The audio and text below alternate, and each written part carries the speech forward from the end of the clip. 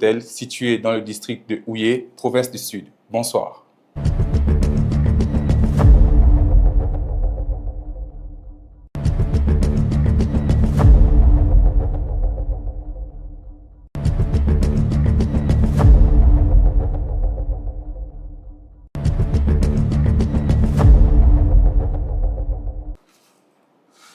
À Kapgayi, dans le district de Muhanga, les Rwandais ont rendu hommage aux victimes du génocide contre les Tutsis de 1994. Lors de cette cérémonie de commémoration, le ministre de l'Intérieur et de la Sécurité, Dr Vincent Biruta, a appelé les citoyens à protéger l'unité nationale et à lutter contre toute forme d'idéologie génocidaire.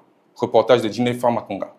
La commémoration des victimes du génocide contre les Tutsis de 1994 tombé à Kapgayi s'est déroulée ce mardi au mémorial de Kapgayi situé dans le secteur de Nyamabouye, district de Muhanga. Rescapée du génocide, Bayisenge Clémentine a livré un témoignage émouvant sur les souffrances qu'elle a endurées durant cette période tragique. Malgré les blessures physiques et psychologiques qu'elle porte encore aujourd'hui, elle affirme avoir retrouvé la force de reconstruire sa vie grâce à la résilience et au soutien dont bénéficient les survivants.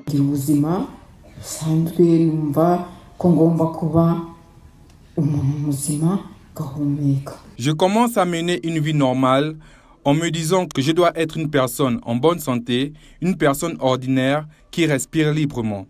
Aujourd'hui, je sens que je dois m'efforcer de devenir une personne qui se construit elle-même. Je remercie le pays qui nous donne l'occasion d'exprimer ce que nous avons en nous et de nous libérer. Vraiment, nous vous remercions.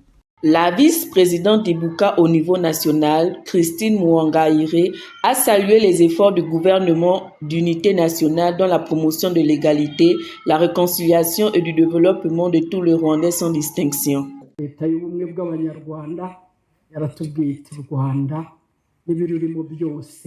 Le gouvernement de l'unité des Rwandais nous a dit que nous partagerons les routes, quelles que soient nos différences. Rassurez-vous, nous construisons des routes et des écoles afin que les enfants puissent bien étudier sans exclusion. Le gouvernement de l'unité des Rwandais nous a reconstruits et nous a aussi réconfortés.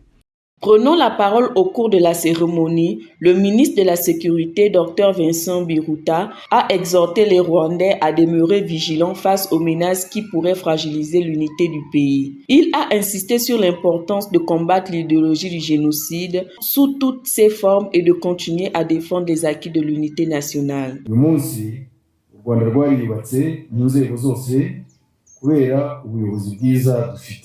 Aujourd'hui, le Rwanda s'est développé dans tous les domaines à un niveau satisfaisant de 95,3%. Construire et préserver l'unité des Rwandais est une responsabilité que chacun doit assumer. C'est donc un bon progrès et nous devons continuer sur cette voie, car ceux qui cherchent à détruire existent encore.